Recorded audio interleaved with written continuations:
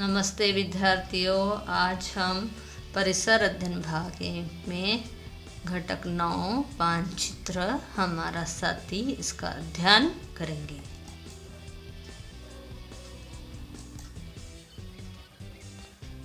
देखा यहाँ पर आपने किस प्रकार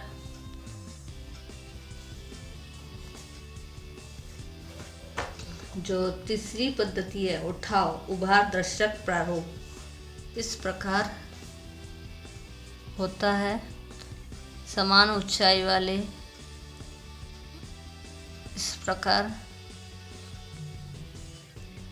होता है।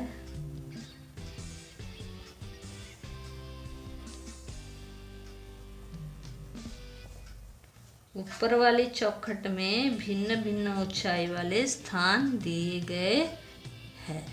दिख रहा है आपको 200, 100, 300 ये ऊंचाई के आधार पर ये यहाँ पर लिखा हुआ है मापन। इनमें से समान ऊंचाई पर स्थित स्थानों के बिंदुओं को देखो। समान ऊंचाई वाले यानी देखो यहाँ पर, ठीक है। समान ऊंचाई वाले स्थानों के बिंदुओं को रेखाओं से जोड़ो, ठीक है। अब हम क्या करेंगे, पेंसिल की सहायता से इन जो समान ऊंचाई वाले हैं इनको जोड़ेंगे। यह कृति करते समय तुमने मानचित्र में भूरूप दर्शाने की एक पद्धति का उपयोग किया है। इस पद्धति का नाम आपको लिखना है, ठीक है। यहाँ पर जितने भी जो ऊंचाई है, ऊंचाई में यहाँ पर क्या दिया गया है, बिंदु दिए गए हैं। इन बिंदुओं को क्या करना है आपको, समान जो दिख रहे हैं ऊंचाई वाले, इनको आपको एक पेंसिल की सहायता से जोड़ना है। यह कृति आपको करनी है। और यह फिर कौन से प्रकार में आ गया, ठीक है। आगे बढ़ेंगे हम लोग। ऊपर वाली चौखट में आपको अभी समझ गया क्या करना है आपको।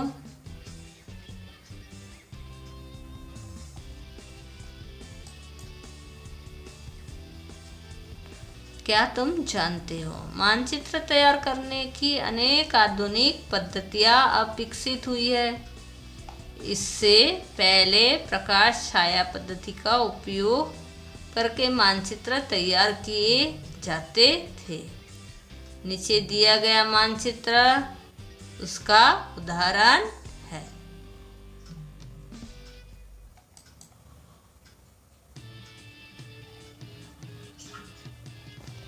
का उपयोग अनेक लोग करते हैं। प्रारूप अथवा मानचित्र में विविध घटक दिखाए जाते हैं। वे भिन्न भिन्न पद्धतियों द्वारा दिखाए जाए तो प्रारूप अथवा मानचित्र समझाने में कठिनाई होती है। अतः मानचित्र में दर्शाए गए घटक सभी लोग सहजता से समझ सके, इस दृष्टि से चिन्हों तथा संकेतों का उपयोग किया जाता है।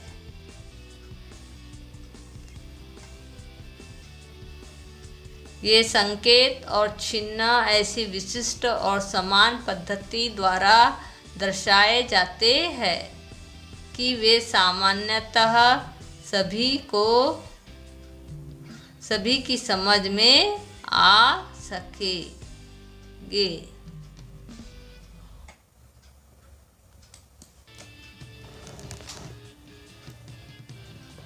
संकेत, मानचित्र में भिन्न भिन्न घटक दर्शाने के लिए उपयोग में लाए जाने वाले संकेत प्रायः भूमितीय आकृतियों के स्वरूप के होते हैं। उदाहरण, रेखा, वृत्त, त्रिकोण, त्रिभुज, बिंदु इत्यादि।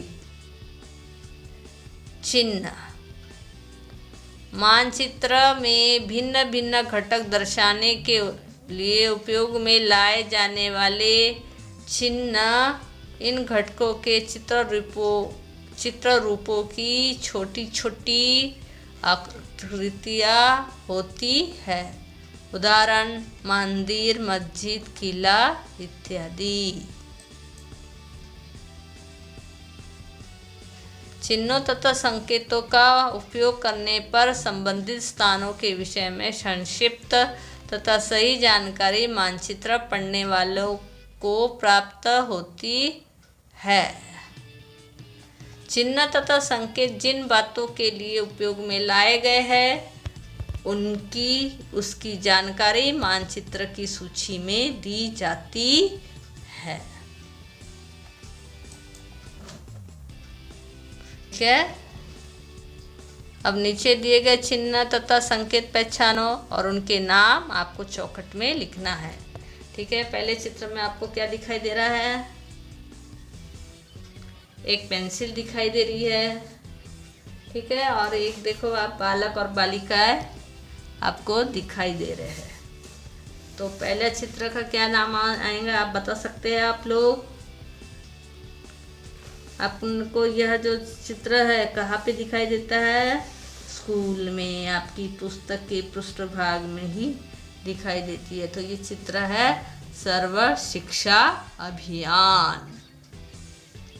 ठीक है। ये चित्र आपको दिख रहा है। पहला चित्र का है सर्व शिक्षा अभियान। फिर दूसरा जो चित्र दिख रहा है आपको,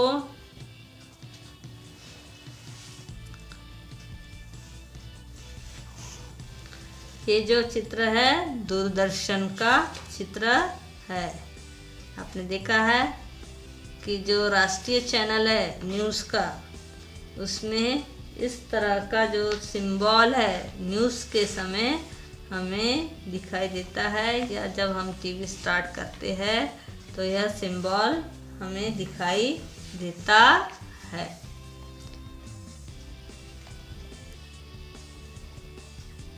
फिर ये कौन सा चित्र दिख रहा है आपको? यहाँ पे आपने देखा होगा यह स्त्री दिख रही है, यह पुरुष दिखाई दे रहा है। तो ये जो चित्र है ये हमें कहाँ दिखाई देते हैं? सार्वजनिक शौचालय में गेट पर, दीवार पर इस प्रकार का चित्र दिखता है। या अगर हमें या उसी प्रकार सार्वजनिक जो सुविधाएं है जैसे रेल यात्रा करते हैं या रेलवे स्टेशन में, बस स्थानक में, ठीक है, ऐसे जो सार्वजनिक क्षेत्र है उसमें ये जो चिन्ह है हमें दिखाई देता है। और इन चिन्ह को देखकर हम समझ जाते हैं यहाँ पर क्या है? शौचालय है। उसके बाद दिख रहा है आपको, ये तो हमें किसी हॉस्पिटल का जो चिन्ह है या फिर कोई व्यक्ति जो डॉक्टर बन चुके हैं उनके इसमें यह चिन्ह हमें दिखाई देता है। ठीक है। उसके बाद आपने देखा होगा यह एक त्रिकोण बना हुआ है और उसमें एक जो लड़का है वो बैग टंगाए हुए दौड़ते हुए दिखाई दे रहा है। तो ये जो चित्र है किस क्षेत्र में होते हैं? जहाँ पर रेलगाड़ी के सिग्नल, रास्ते के बस सिग्नल, या रास्ते में अगर आगे स्कूल है तो इस प्रकार के हमें क्या दिखाई देते हैं? संकेत दिखाई देते हैं। तो ऐसे समय हमें क्या करना चाहिए? अपनी जो गाड़ी है, वाहन है, उसकी जो गति है वो कम कर देनी चाहिए, क्योंकि ये चिन्ह से हमें दिखता है कि आगे स्कूल है। और आपको पता है बच्चे किस प्रकार दौड़ते हैं, तो यह पहले ही क्या कर देते हैं? संकेत लगा देते हैं ताकि जो परिवहन में जो यात्रा करते हैं वो चित्र देख के समझ सके। फिर सबसे जो नीचे है वो आपको दिख रहा है किसका चिन्ह है? वो बाल भारती की जो पुस्तिकाएं होती है उनके जो पृष्ठभाग में इस प्रकार का जो चित्र होता है। ठीक है। यानी महाराष्ट्र राज्य की जो जितने भी जो पुस्तकें हैं, महाराष्ट्र सरकार द्वारा प्रकाशित पुस्तकों में हिंदी की जो पाठ्य पुस्तक होती है उसमें इस प्रकार बाल भर्तृका चित्र होता है।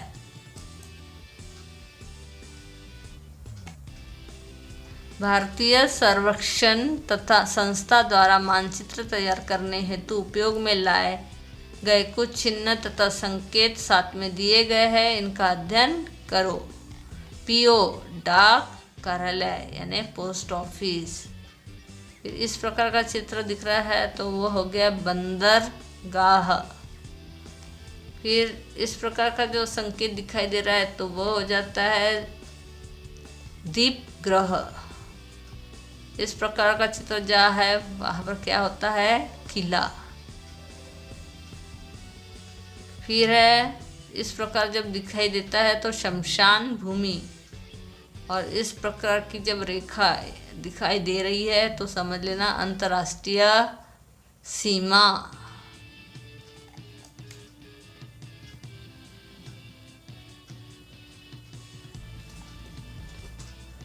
फिर 1967 में युद्ध हुआ था तो वह है युद्ध भूमि। इस प्रकार का जो संकेत है वो है रेल मार्ग।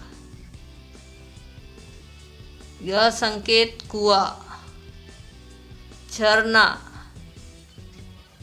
स्थानीय ऊंचाई, बस्ती, घास, समोच्च रेखा, तालाब, सड़क, खदान, खान, आरक्षित वन।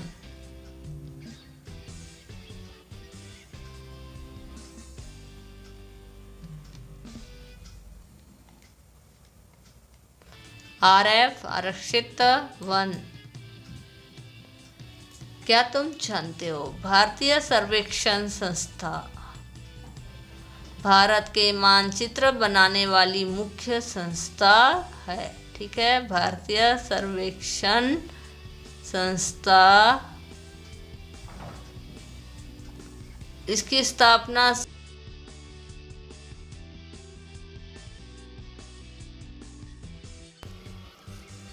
सन 1767 में हुई। इस संस्था ने प्रत्यक्ष रूप से सर्वेक्षण करके भारतीय प्रायद्वीप के विभिन्न पैमानों पर आधारित स्थल दर्शक मानचित्र तैयार किए हैं। ये मानचित्र अपने अचूकता के लिए विश्वमान्य है। इस संस्थान का कम कार्यालय उत्तराखंड राज्य के देहरादून शहर में है।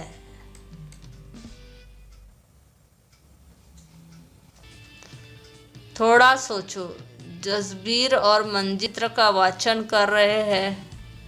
उन्हें निम्न संकेतों तथा चिन्ह में समझ नहीं है रहे हैं।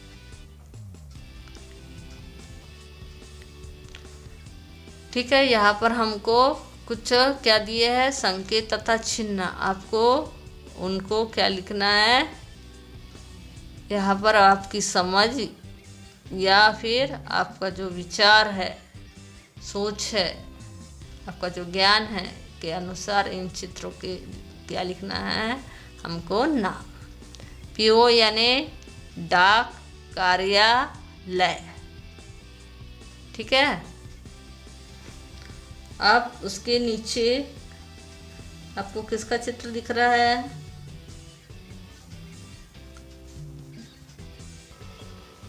दीपगृह।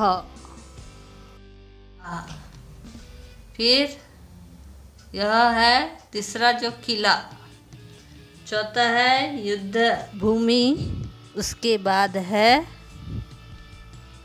रेल मार्ग, उसके बाद कुआं और उसके बाद है झरना। इनमें से चिन्ह कौन से है, संकेत कौन से है, कोष्टक में लिखो। ठीक है, इसको आपको ये चिन्ह और संकेत किसके है पर आपको लिखना है। पहले की तरह अपने विद्यालय अथवा घर के परिसर का प्रारूप पुनः तैयार करो। इसमें उपयोग में लाए जाने वाले चिन्ह तथा संकेत पहले निश्चित करो। इस प्रारूप के लिए उनका उपयोग करो। अब देखो क्या तुम सहजता से एक दूसरे के प्रारूप समझ लेते हो।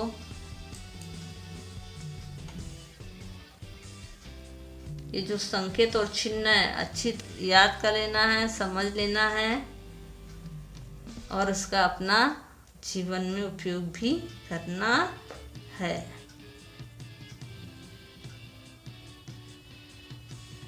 हमने क्या सीखा? भूरूपों की पहचान, मानचित्र में प्राकृतिक रचना दर्शाने की पद्धति, ऊंचाई तथा गहराई के लिए रंगों का उपयोग, चिन्हों तथा संकेतों का उपयोग। लाइक, सब्सक्राइब और शेयर जरूर कीजिए।